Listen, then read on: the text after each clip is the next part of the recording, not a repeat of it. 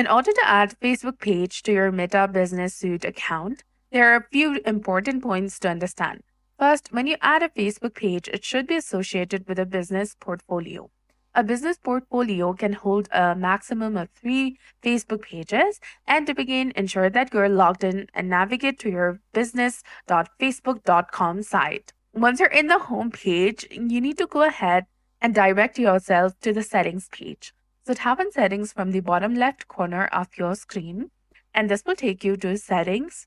From this page, you need to go ahead and tap on pages, that is under the account section.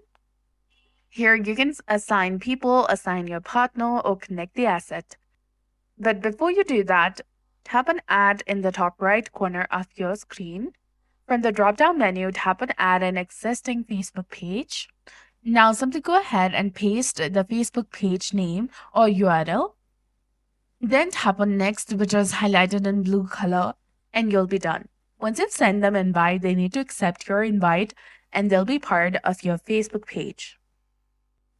If you already own the page on the same account, you can start managing it in a different portfolio. You'll need to agree to the Meta's commercial terms, pages, groups, and event policies. And once you click on Add Page, it will be added to your account. In some cases, certain permissions may not be granted. For example, if the page is associated with an e-commerce account, you may not be able to add the Facebook page. If this occurs, disable the e-commerce account first and then try again.